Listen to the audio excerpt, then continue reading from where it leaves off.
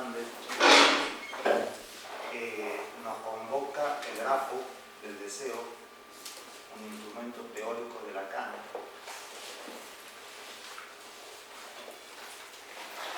Respecto a eso,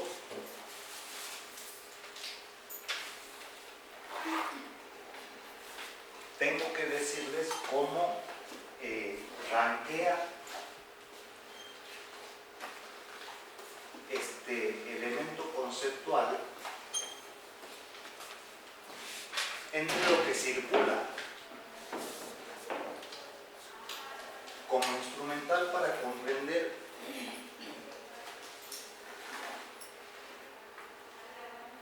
un tema específico, el sujeto. Entonces empecemos por ver qué es el sujeto. Antes, las recomendaciones, o más bien las consideraciones respecto de la epistemología implicada en estas nociones. O sea, yo voy a poner todas las cartas sobre la mesa. Entonces comienzo por decirles lo más duro.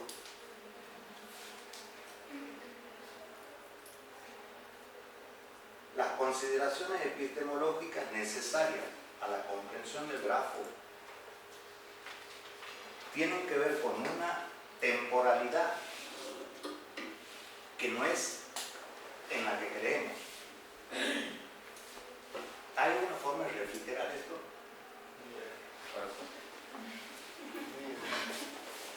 Nosotros pensamos que el tiempo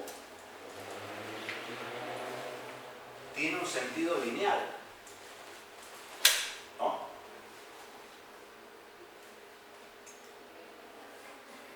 Esta noción es paupérrima para comprender el sujeto, es decir, es imposible comprender el sujeto humano con esta noción de temporalidad.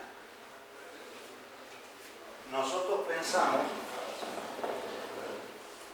que la cosa es, ¿qué es esto? Manzana. Una manzana.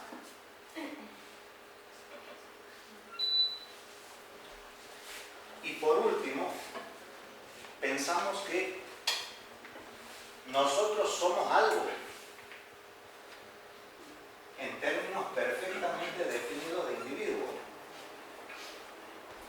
Básicamente somos un individuo, porque con esta noción tampoco se puede comprender qué es el sujeto. Y estas son el tiempo, la sustancia y el individuo. Son las tres nociones epistémicas, es decir, que actualmente están vigentes en términos no de lo que cada uno creemos. Porque si decimos que no hay individuo, no estamos hablando de cada uno, uno por uno.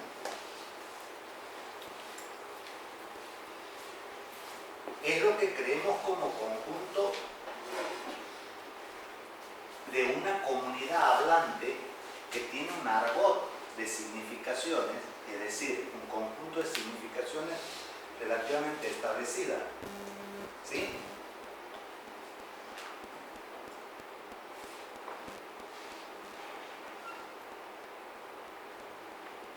Bueno.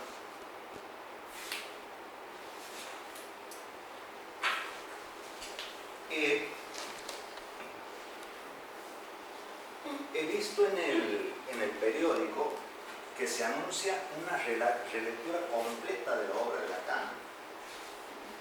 Yo entonces voy a estar a la altura de esa demanda, no dice yo.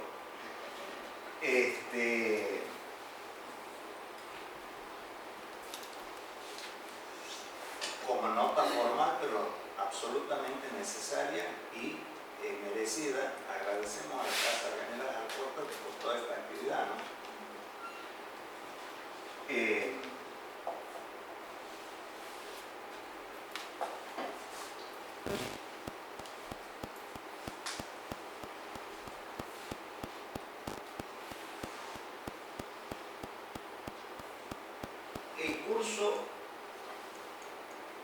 es un arribo. Es el arribo de 3 años de trabajo. Esto tiene 1.500 horas mínimas reales. Es decir, que si uno va al baño lo descuenta, ¿no? De culo, silla. Desde 2014, 2015, 2016, entero, completo. Todos esos 3 años me he dedicado a estudiar esto.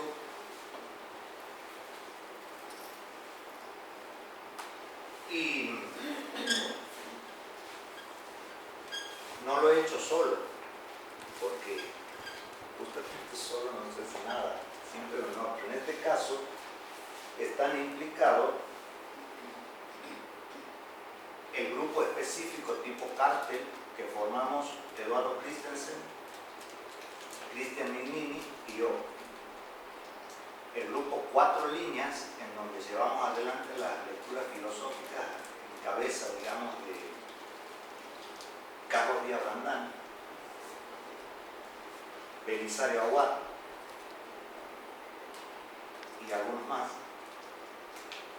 Y en matemáticas como fundamento del conocimiento. Todos los grupos que nombro tienen un correlato en Facebook con el mismo nombre.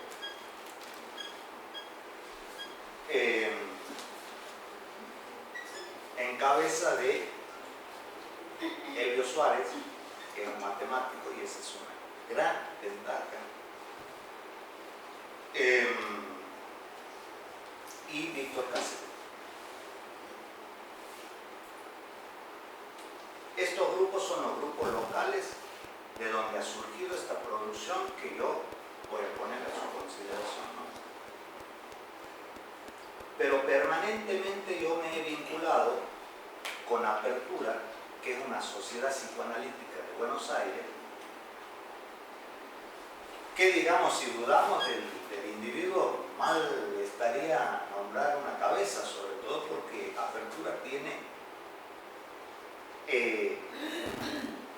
la condición interna de que solo se necesita decir que se es de Apertura para ser de Apertura. Ni siquiera hace falta pagar los 400 pesos mensuales que hay que pagar por mes para que se dan cuenta. Esto es muy importante, porque si ustedes consideran que yo hubiese tenido que interactuar con una asociación ante la cual me valido en mi discurso y por lo que me atrevo a venir a presentarles algo novedoso también.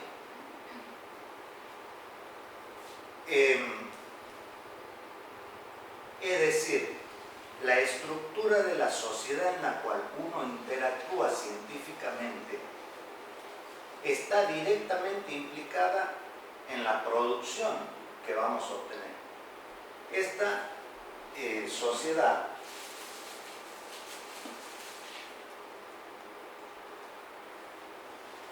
debilitario todo mi trabajo y en gran medida Apertura también, de Alfredo Eilestein, que es la base bibliográfica que vamos a tomar.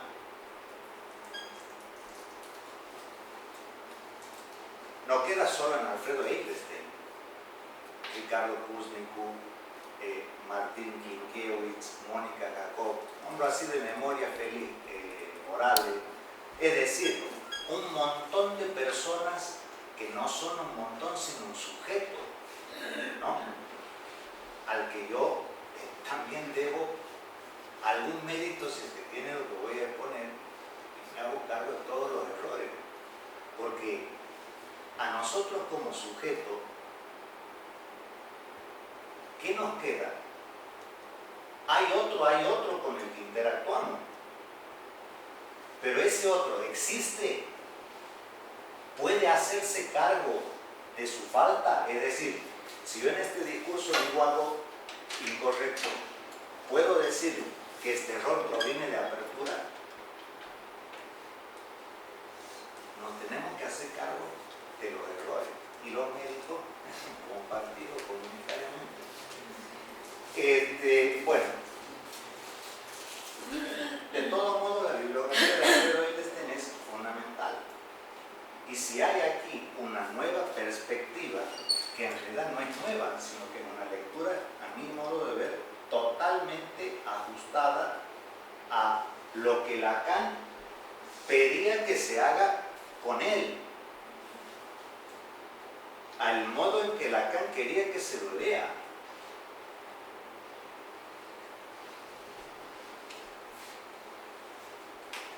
Los que estén un poco en el ambiente psicoanalítico ya sabrán, para hacerlo corto, porque aquí todo lo vamos a hacer muy corto y lo más sencillo posible. Ese es el objetivo de este curso.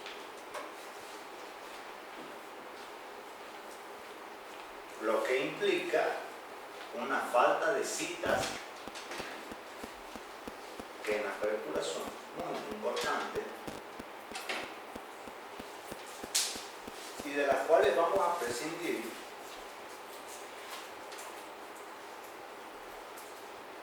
a fin de comunicar en la mejor medida posible y con los conocimientos que todos tenemos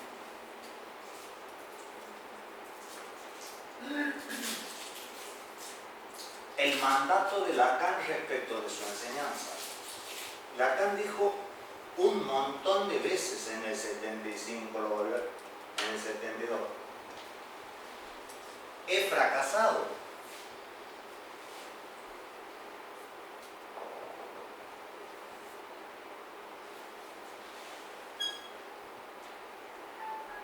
Cuando a su seminario asistían 1000 personas y era totalmente famoso. Lacan salía, decía una cosa, la mujer no existe, a los 3 salía en el periódico. Sin embargo decía, he fracasado. ¿Por qué?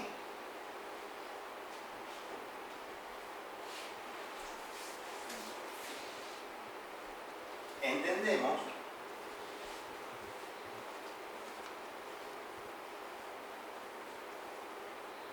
por supuesto, y por qué disolvió 6 meses antes de morirse la asociación que tenía, la escuela.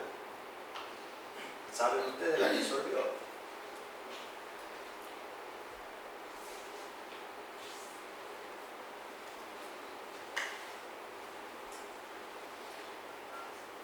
Muchos que estamos en esta perspectiva de lectura entendemos que lo hizo porque no era bien leído. No era leído bajo la consigna que él pretendía ser leído, bajo la perspectiva que él pretendía. Y de 1000 personas,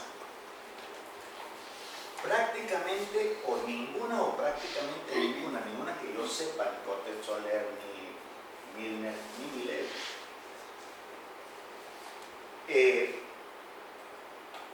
han seguido esto que se puede tomar como una indicación epistemológica o como un mandato. Por supuesto, en tanto lo tomamos como una indicación epistemológica, podemos dialogar, abrirnos cuando se instala como un mandato, es donde empezamos a perder los márgenes de creatividad.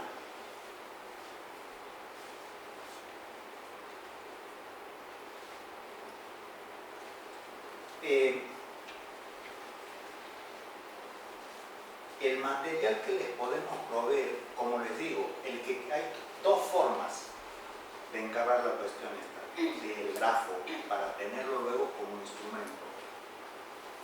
Una es que ustedes vengan al curso, que posiblemente se va a prolongar, previsiblemente. Escuchen un poco, charlen un poco en el grupo Otro Lacan, vean lo que se ha hecho. Ya hay producción en el grupo Otro Lacan. Vayan leyendo sobre todo los capítulos del libro El grafo del deseo, que es la base de lo que vamos a trabajar. Aquí vamos a reducir la bibliografía a 200 páginas. 215 páginas tiene el libro El grafo del deseo. El libro está digitalizado y agotado. O sea, si alguien lo consigue, pero se lo vamos a proveer con soporte electrónico. sobre el trabajo, el grafo del libro, el grafo del deseo, la labor que llevamos a cabo de interpretación del libro, de contrastación con Lacan, porque uno cuando le dicen estas cosas nunca está seguro, empieza a ver algo y se pregunta, pero ¿qué dice Lacan? Entonces quiere ir, bueno, el libro tiene todas las citas necesarias para que nosotros sepamos, en primer lugar, que Lacan dice desde el seminario 1 y 2 sobre todo, lo mismo que hasta el 27. Desde la perspectiva que vamos a abordar aquí.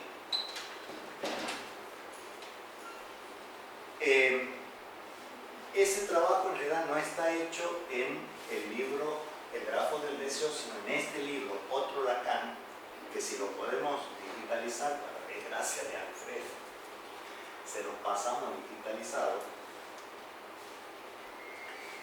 para los que tengan clínica. Este libro es muy importante, estructuras clínicas a partir de Lacan.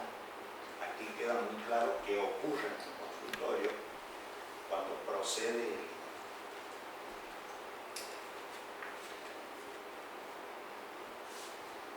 Y sobre ese libro, El grafo del deseo, el trabajo ha consistido en reducir de 90.000 palabras a 55.000, conservando toda la información. Y luego hacer un resumen con 18.000 palabras.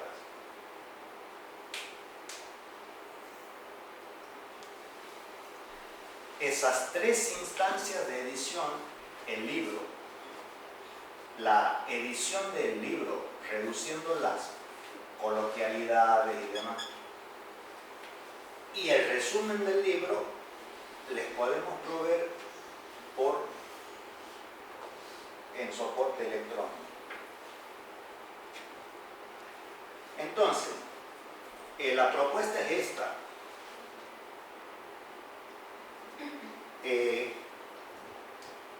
Nos encontramos aquí, vemos cómo presentamos teóricamente lo que yo tengo una idea de cómo hacer esto, pero perfectamente, este es un taller, pero no es un curso magistral, porque no tiene ningún sentido de magistralidad. Es decir, bloquea la posibilidad de investigar y de seguir desarrollando, y no es lo que yo quiero. Lo que yo quiero es seguir desarrollando lo que venimos desarrollando y que a mí me posibilita en este momento hacerles una propuesta que es propia. No hay individuo, no hay autor, pero estoy en condiciones de decirle que lo que les voy a presentar finalmente como un desarrollo sobre el desarrollo de Lacan consiste en una elaboración de Alfredo Eilestein. Todo es matemático, ¿no? Y una elaboración mía. O sea, son dos elaboraciones sobre la elaboración del grafo de Lacan.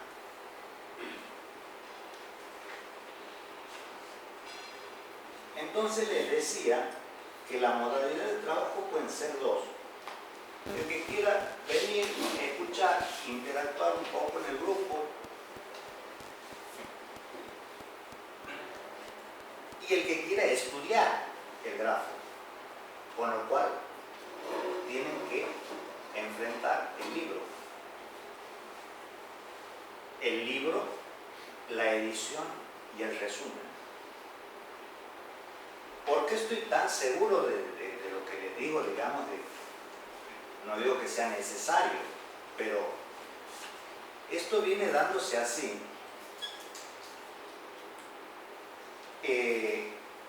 desde el 16 de enero, en que abrimos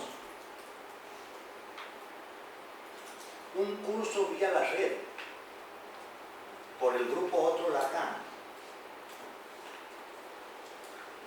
Hasta el día 16 de enero habían, no sé si 200 personas o más.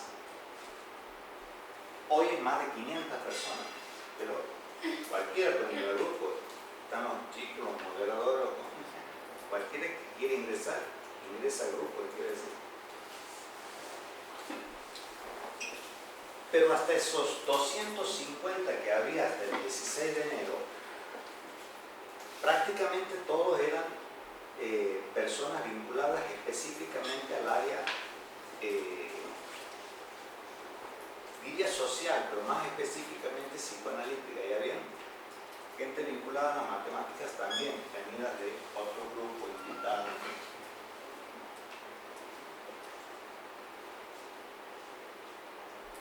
El curso que comenzaba el 16 de enero yo lo programé en 5 semanas.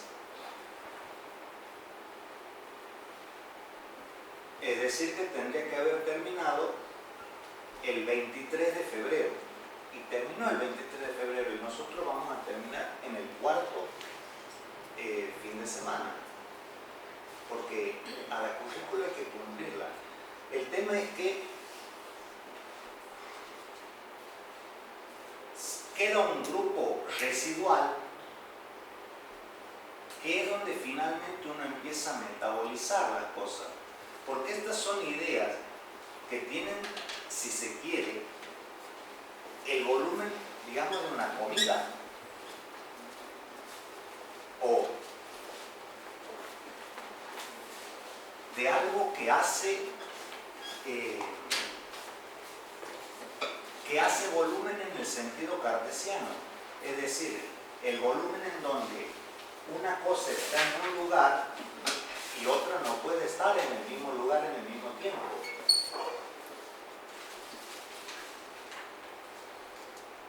Estas son nociones que tenemos que ir trabajando.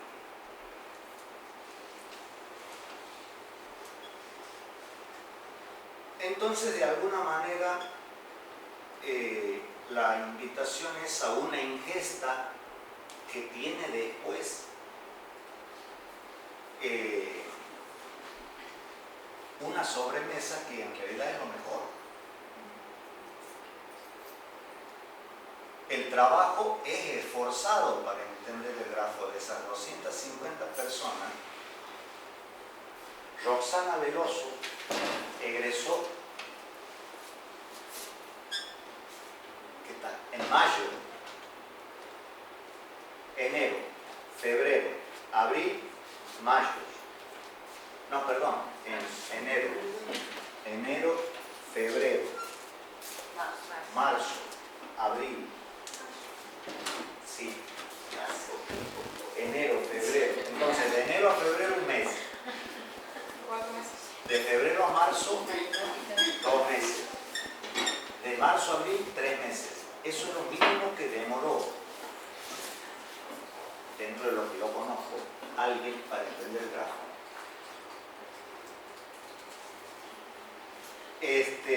Pero por supuesto cerramos el curso a la 5ª semana cuando había que cerrar y queda el curso residual.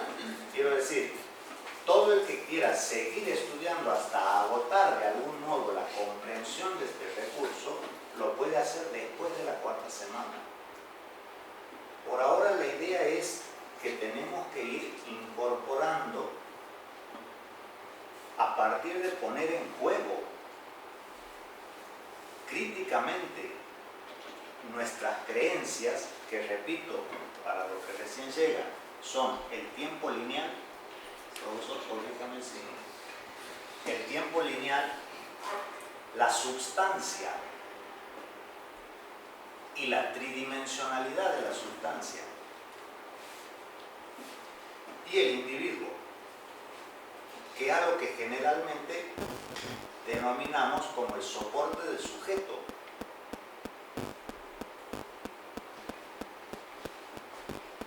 O el sujeto mismo. En última instancia también se le suele decir.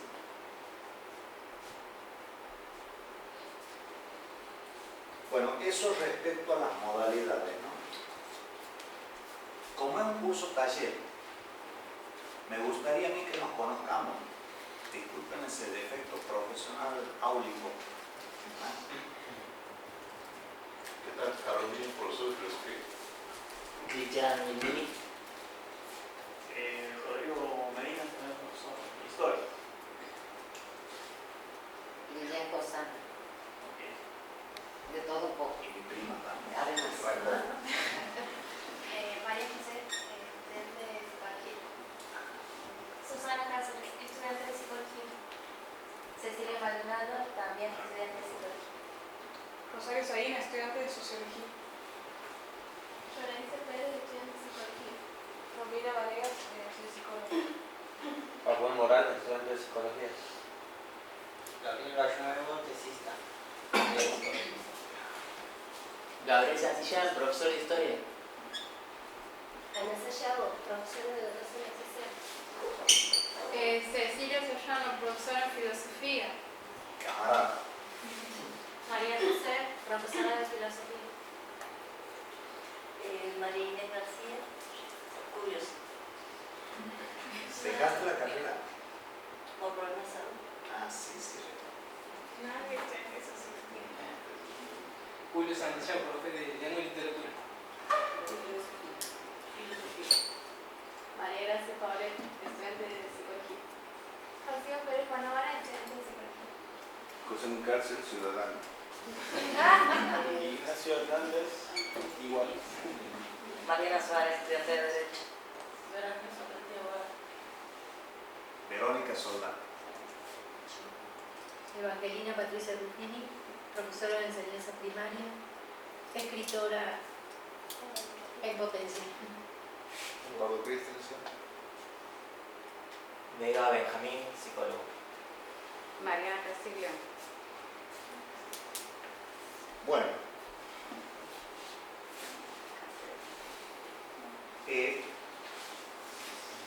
no había pensado ceñirme estrictamente a lo que dice Lacan. Les hago ver los apuntes que son un poco de paso, los apuntes que son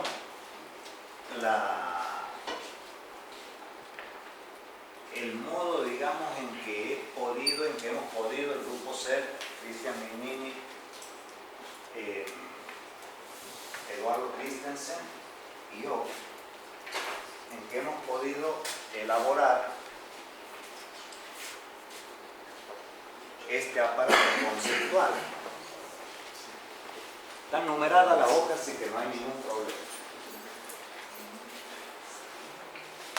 Y ahí pueden ver que hay siempre al menos 3 niveles de resúmenes.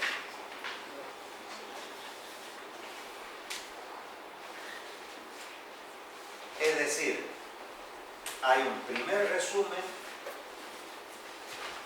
que pretende una esquematización de lo que se dice, similar a lo que ustedes van a tener como el archivo de el grafo del deseo editado.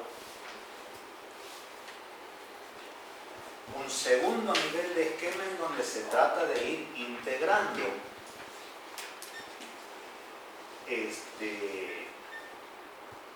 y reduciendo todavía más, pero sobre todo vinculando de modo escritural, formalizando los links de los conceptos, ¿no? Es todo un tema lo escritural que vamos a tener que tratar, con miedo de meterme ahí y no salir más.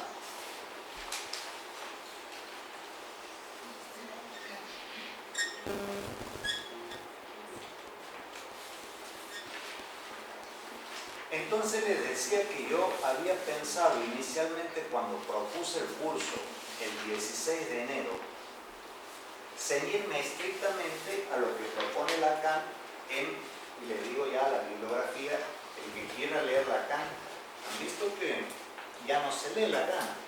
O sea, todo el mundo dice, Lacan dijo, pero nadie dice dónde lo dice. Ese pecado lo vamos a cometer todo el tiempo aquí, porque queremos simplificar al máximo la cuestión. Es decir, vamos a ir en orden inverso, vamos a ir de lo que hemos logrado desmenuzando las cosas hasta llegar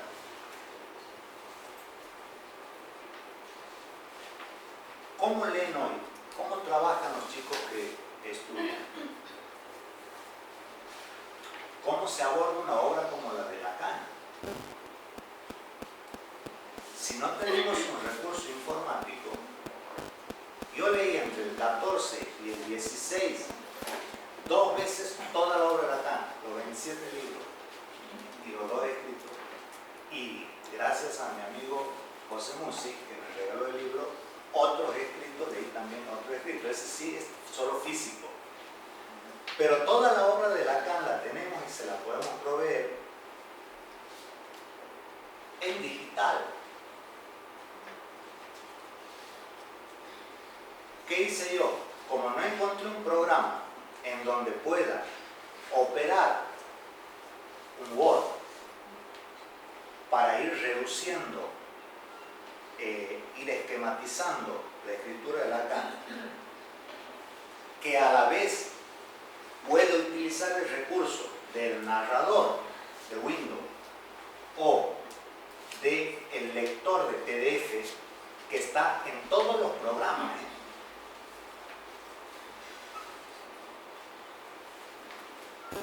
Me compré otra máquina.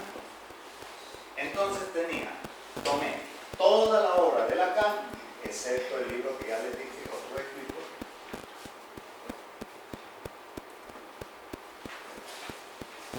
en PDF, la copié en Word, seminario por seminario, y en la máquina en donde tenía el Word, para ir reescribiendo lo que dice Lacan, podía trabajar escrituralmente mientras la otra máquina me lee el texto que yo le pongo a la velocidad que quiero. Si le pongo una gallega, le pongo... Es una gran ventaja. Hoy en día el que no está actualizado en ese sentido, una persona de 50 años como yo no tiene ninguna posibilidad de abordar una obra como la de Lacan. Estamos hablando de más de 15.000 páginas.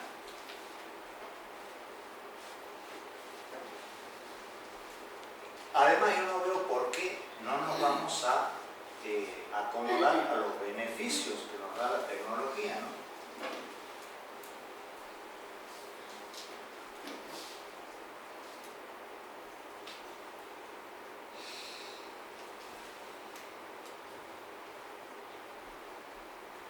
Claro, y dice, por ejemplo, se suele decir, no, es que Lacan es recontra alambicado, un tipo oscurantista, que para decirte una cosa de 70, eso es cierto. Pero eso no es nada a comparación de lo que dice. Y uno cuando, digamos, cuando se ha rendido a Lacan por la agudeza y la potencia crítica de sus observaciones y de sus construcciones, que siempre son críticas, ¿no?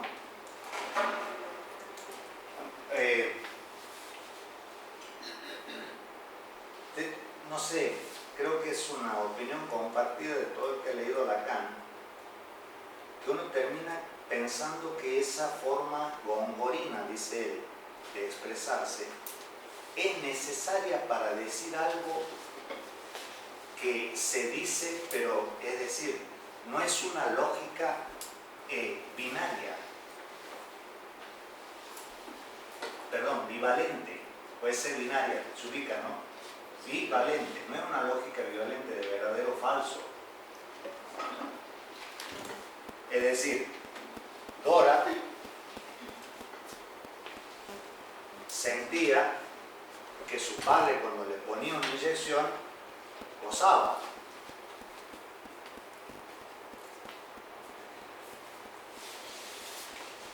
Perdón, la violaba, sentía que la violaba, pero Dora gozaba.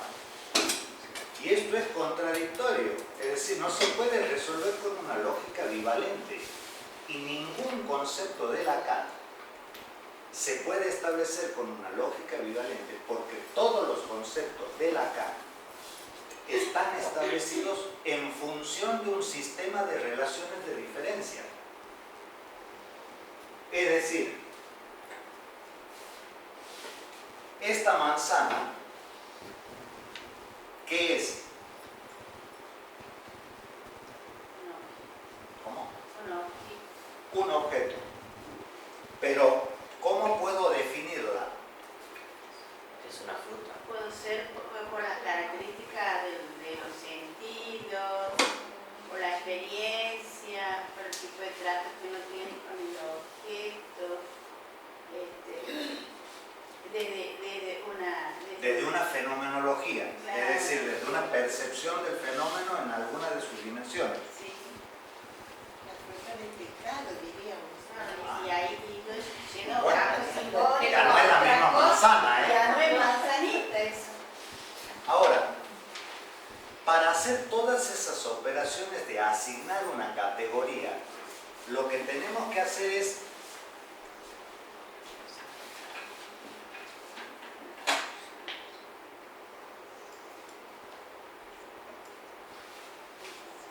negar que es una pera. Es decir, sabemos que no es la manzana. No sabemos qué es la manzana, porque ¿qué podemos decir de la manzana? Es roca, es rica, es dulce, es pecaminosa, es un símbolo.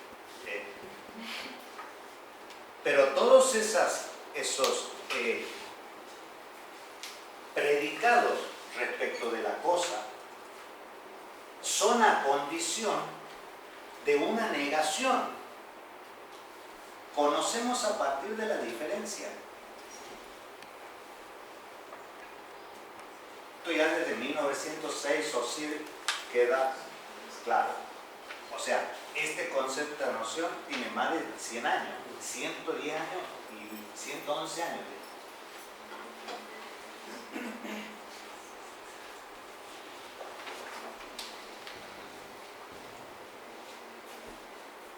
Bueno, previsiblemente cuando me entusiasmo me pierdo, entonces ya no sé en dónde iba. Pero, El sujeto. ajá, es ahí siempre lo vamos a enfocar. Claro, vamos a comenzar con la cuestión del tiempo. Vamos a seguir por esto que ya iniciamos y vamos a plantear también un cuestionamiento a la noción de individuo, todo para entender qué es sujeto. Ahora, al tiempo lineal, ¿qué tiempo le podemos oponer críticamente? El cíclico. Es decir, así.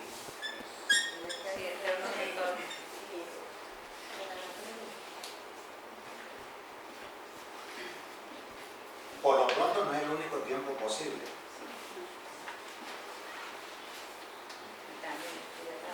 ¿Cómo? Espiralado también puede ser. Ajá, espiralado. ¿Ven cómo la geometría es finalmente lo que produce, digamos, una imaginación respecto de lo que se está diciendo, que significa de un modo claro y distinto, que son las categorías científicas desde Descartes hasta hoy, más allá de que Descartes también va a ser puesto en cuestión, pero no por esto, no por las categorías claras y distintas, sino por el yo. ¿Cómo? Claro, el yo. Exactamente, donde afinca la certeza de qué? ¿De la existencia de quién? Del sujeto. Claro, la realidad, la única realidad. Claro, ese tema es bravísimo, ¿no? Porque es muy difícil escapar de esa creencia. No tendría en todo caso una doble significación de lo que soy y de lo que hago también. Soy lo que hago. Ajá. De lo que soy y Te de lo entiendo, que te hago. entiendo. Sí, claro, porque de Austin, esta parte. Claro, con respecto a somos sujetos, con respecto a qué medida estamos sujetados, por ejemplo, sujetados a la cultura, sujetados al lenguaje, a la cuestión geográfica. Claro. Eso viene por ahí. Y hay De la una, sociología lo vemos así. y hay una comprensión de la teoría del acto, es decir, cuando un sujeto es un sujeto inscrito en lo real.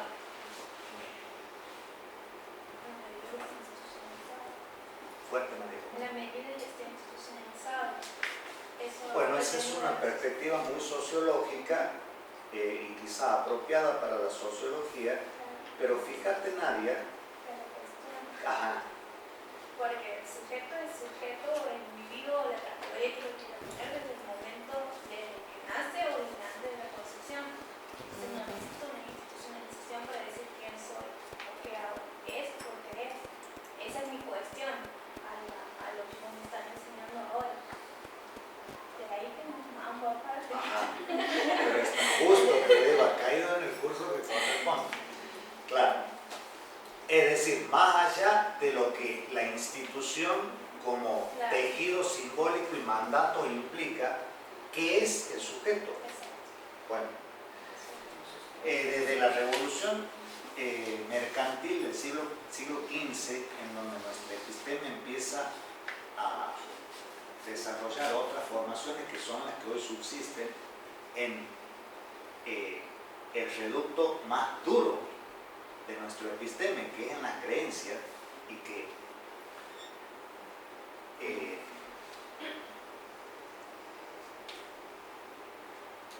las hemos reducido a 3.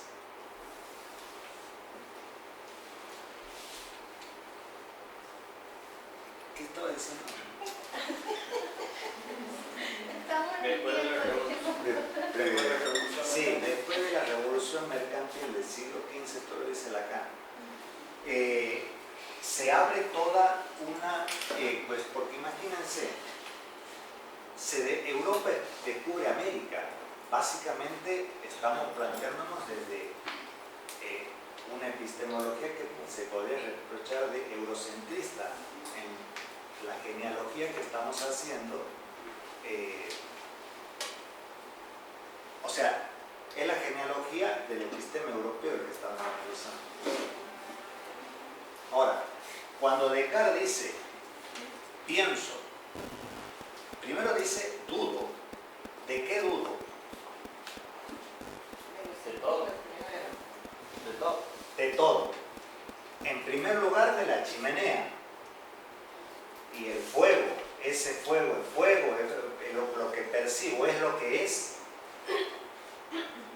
Por Kant, ya sabemos, y Hume, que no podemos saber qué es. Entonces dice Descartes, si dudo, pienso. Y si pienso, existo. Es decir, en el siglo XV se funda un sujeto que tampoco aquí estrictamente le vamos a atribuir a nadie la autoría, porque uno dice Descartes, claro, pero es una época de que se está pensando. Si no entendemos la revolución mercantil, o sea, Descartes, aunque haya dicho exactamente lo que dijo, ¿quién lo hubiera oído? ¿Quién lo hubiera tomado en cuenta? ¿No? Entonces, desde la revolución mercantil,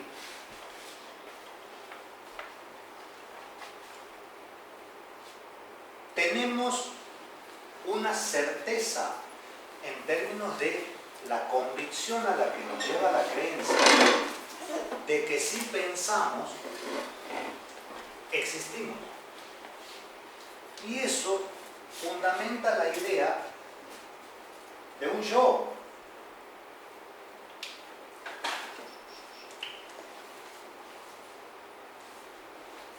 Porque si pienso, ¿quién piensa?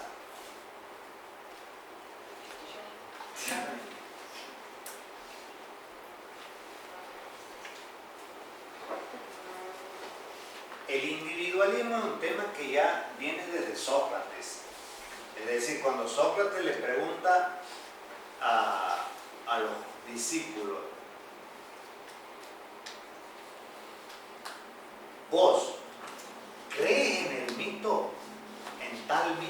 fundantes de la ciudad. Pone en cuestión la razón mítica de la ciudad. Por eso le hacen un juicio y lo condenan. La perversión a la juventud muchas veces se toma de cualquier manera. La perversión a la juventud de la que es acusado Sócrates consiste en poner en cuestión los mitos fundantes de la ciudad. El cargo que se le hace a Sócrates son dos. Primero, impiedad.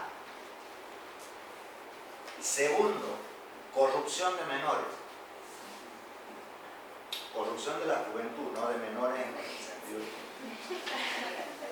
Claro, todo el mundo cree que pasa por lo sexual y todo no tiene nada que ver con eso. Era pederasta, claro que era pederasta. Pero es que todos los griegos tenían la misma sexualidad, digamos, no tiene ninguna importancia la práctica sexual de ese momento. El tema es que ponía en juego la razón mítica que fundaba la ciudad, todos los mitos. A la hora de montar los mitos, un tipo se viene abajo. Claro.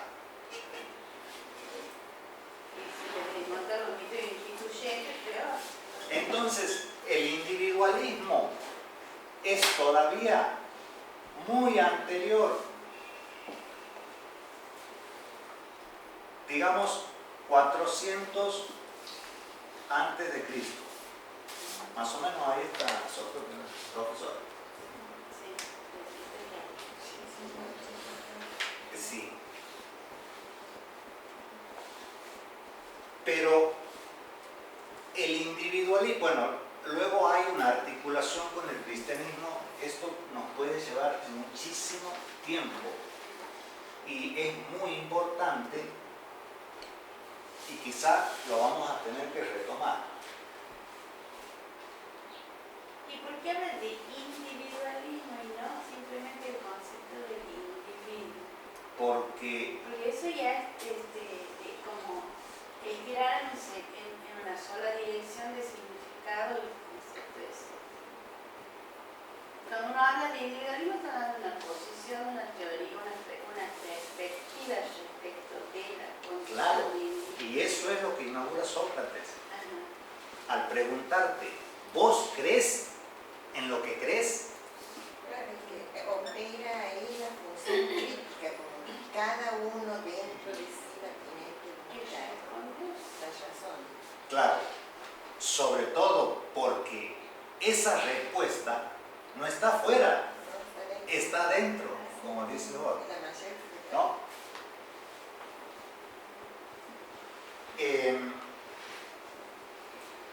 Entonces, esto que podríamos decir que en Occidente larga 400 años antes de Cristo, en el siglo XV, 19 siglos después, se imbrinca con una época que ¿qué pasa? ¿Qué pasa en el Renacimiento? ¿Qué es lo fundamental del Renacimiento?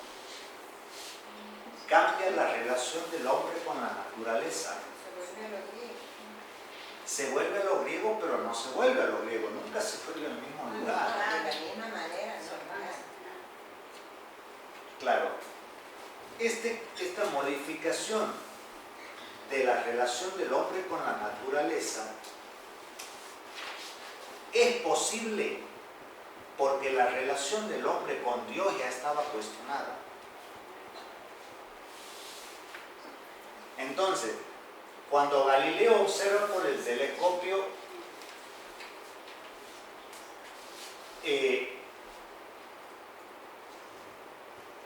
los anillos de Saturno, que a veces aparecían como un orex, se quería volver loco porque no podía entender qué es lo que veía. Se empieza a hacer, o sea, los cielos dejan de ser fijos. ¿Por qué dejan de ser fijos los cielos? Porque los observa Galileo y de pícaro dice, no es Dios el que está determinando el orbe celeste, sino que hay un movimiento. Sí, es por la chispa de Galileo, pero a la vez su época lo autorizaba ya en forma excepcional, como siempre el punto deja claro, comienza y también Nietzsche dice, las revoluciones llegan con pasos de paloma, o sea que nadie las escucha venir. Es decir, su época lo autorizaba a descreer de la omnipotencia de Dios en relación a los cielos. Por eso puede pensar que un planeta se mueve, porque si tiene oreja un día y al otro día no tiene oreja, quiere decir que está describiendo una figura que tiene algo aquí, que a veces la veo así y a veces la veo así.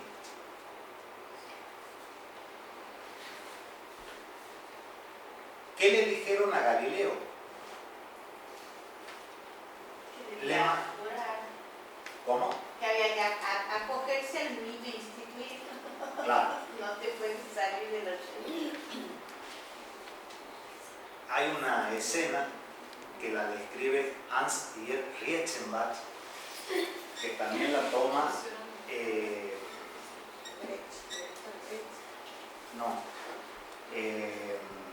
Boido, Norberto Boido, es célebre, sí. Porque es una carta que le manda Galileo a Kepler. Y en la carta le dice: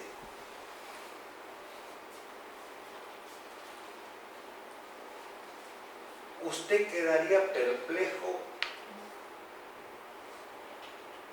si pudiera ver la respuesta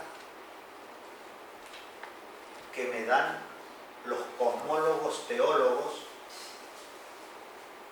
ante la propuesta de que miren por el telescopio, porque desde el telescopio se ve fenoménicamente que hay movimiento en el cielo. Porque hasta ese momento la esfera celeste era tomada, ¿se ubican de lo que estamos hablando? Sí. Como algo estático, inmóvil. O sea, tenían la idea aristotélica. Sostenida por 4 elefantes. Ajá. Pero además que el mundo supralunar se considera perfecto, mientras que el mundo sublunar era de la corrupción material y de la imperfección. Cuando él dice sobre lo mismo, es que no hay esa diferencia que le estableció Aristóteles. Es decir, el mundo pedestre, secular, y el mundo sacro, celeste, tienen continuidad, tienen los mismos principios legales. Lo que aquí cae como una manzana, que después la idea que tenemos de lo que dijo Newton, no dijo eso,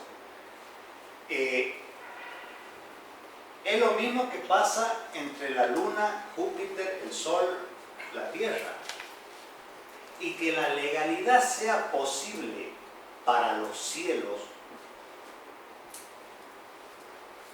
nos permite pensar que Dios se ha corrido como noción explicativa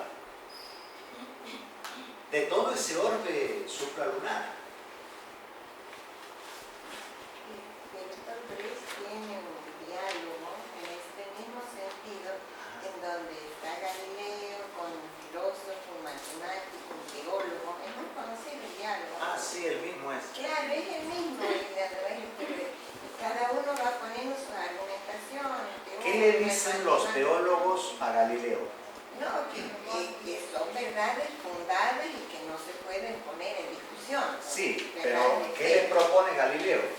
Y no, y que lo que vean, Que miren a través del telescopio, que miren a través del que telescopio. usen sus propios ¿Y ojos. cuál es la conclusión? No, con los propios ojos no se podía, ese es un Claro, tema. pero con el instrumento, utilizando la vista, los sentidos que tenemos. Sí, la los experiencia- sentidos, de la acuerdo. experiencia Pero propia. aquí el punto es, Ojo La pelado no se tecnología, puede ver. lo que el tema es el instrumento. entonces los teólogos ¿a qué conclusión llegan?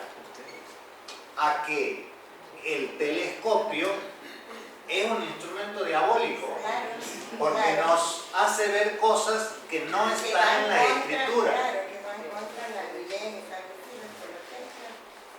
Y por eso lo denuncia la Santa Inquisición. Claro, pero, y el instrumento utilizando lo que él ve en la vista, lo que claro, Lo claro. hacen firmar un acta.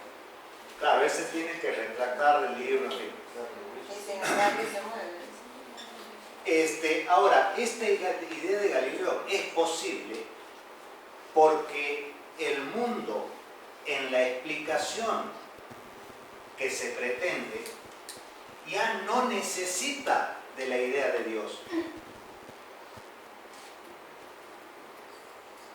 Y esa es la gran blasfemia de la herejía de prescindir de Dios como explicación última.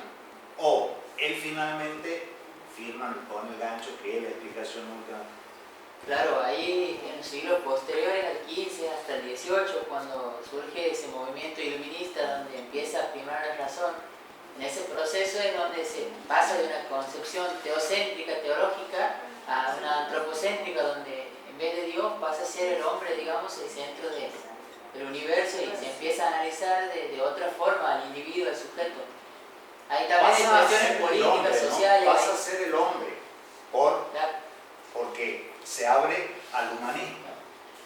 Y a la ciencia. Claro. Así es. O sea, había dos posibilidades. Si no es Dios la explicación está en el hombre o en las matemáticas. Porque ¿qué es lo que veía Galileo?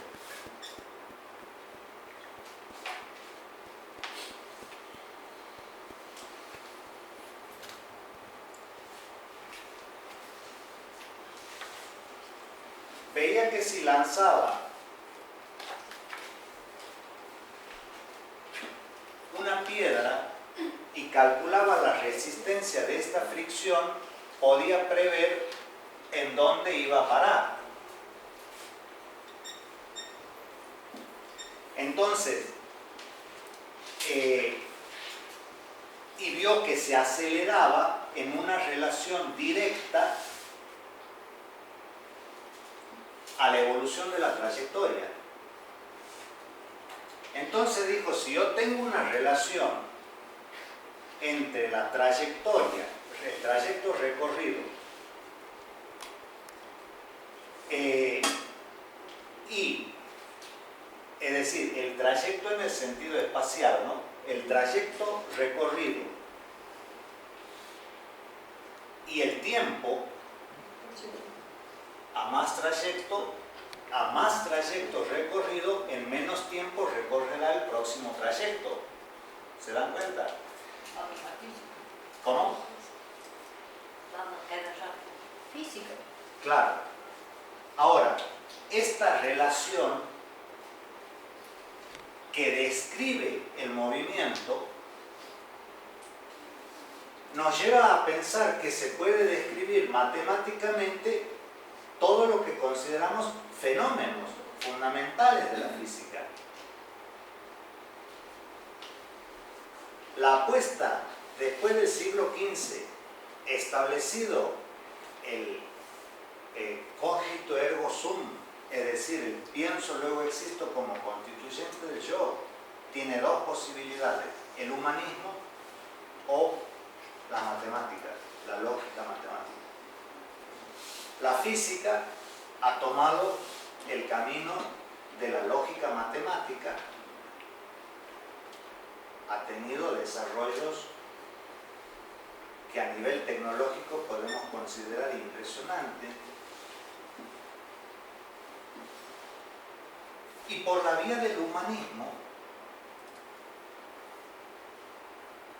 es decir, de la consideración de que es el hombre en esencia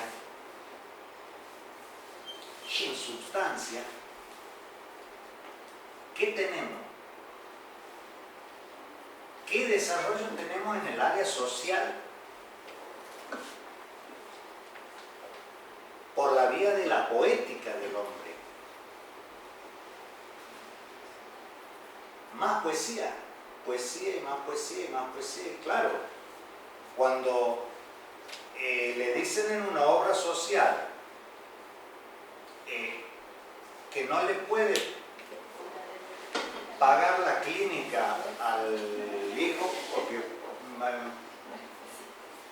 por algún caso duro como el autismo no le cubre ¿Por qué? Porque hay toda una línea establecida de lectura de Lacan que indica que la poesía es la vía de la clínica.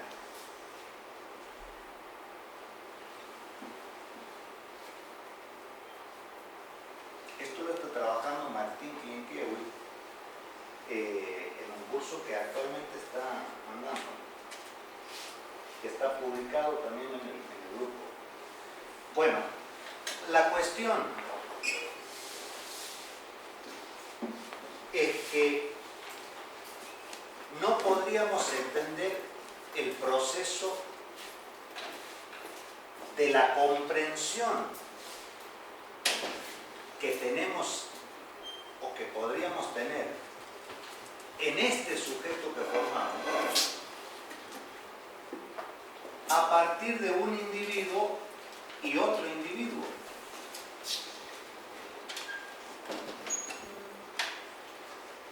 ¿En qué punto situaríamos la idea común que en tanto representación podemos llegar a concebir o en su lógica? En algún momento todos tenemos más o menos que entender algo de lo que decimos, admitimos eso de lo que dice el otro.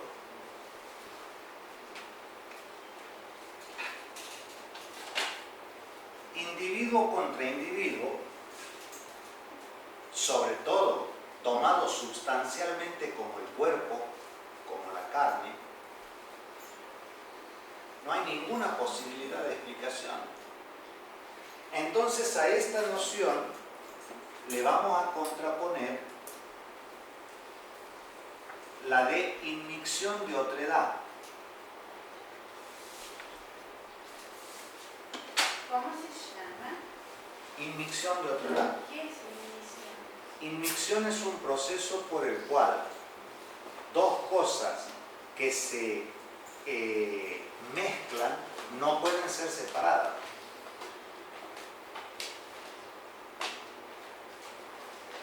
Nuestra constitución subjetiva implica a un otro en la centralidad donde epistémicamente desde el cartesianismo se situaba yo. Entonces, si el otro es lo más íntimo que tenemos, podemos empezar a pensar de un modo muy distinto a la teoría de la comunicación, por ejemplo. Muy bien. Y ahora les voy a presentar el grafo del deseo desarrollado, es decir, para los que quizá vengan y ya no vengan más, cosa que es muy probable porque ya les digo, sobre el grafo del deseo tienen la bibliografía básicamente, su versión del sujeto, yo diría instancia de la letra y seminario 6 de Lacan.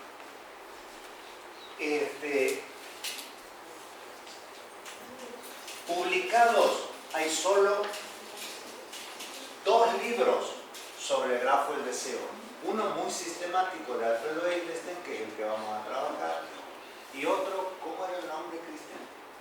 Del librito rojo. Sobre el grafo. Introducción al grafo del deseo. Que cuando llega Pontalis, que cuando llega a la lección final, lo que dice es que no se registró la clase. Para mí eso es una burla directamente. Entonces existen esos 2 desarrollos sobre el grafo del deseo y en vídeo, que es lo que hoy hay que manejar, porque para mí es un recurso importantísimo el video.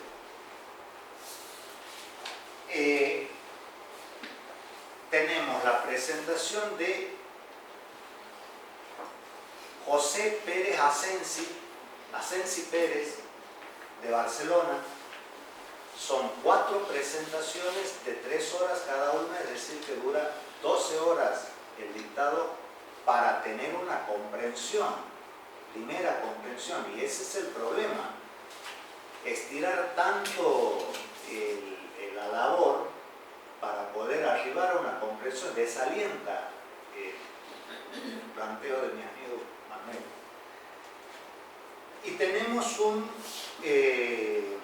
vídeo de Alberto Tapa, mexicano, en España también, de 1 hora, editado de 1 hora, pero claro, hay un trabajo distinto al que nosotros vamos a hacer ahora, en la medida en que, primero, no tiene esta novela teórica, pero además comienza por lo elemental, es decir, comienza explicando los circuitos tal y como los va presentando Lacan a medida que los desarrolla. Nosotros vamos a presentar todo de golpe, con cierta brutalidad, y después el curso de lo que va a tratar es de pormenorizar cada una de estas instancias, que son 10.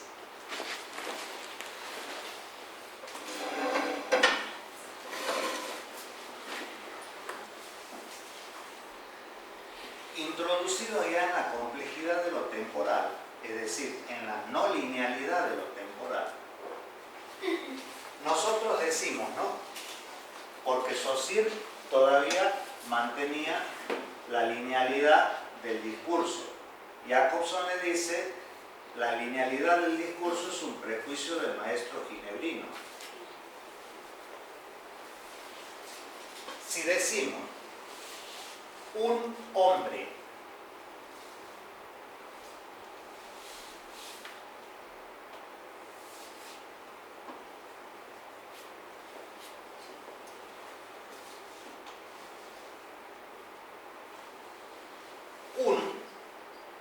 en sí nos dice algo,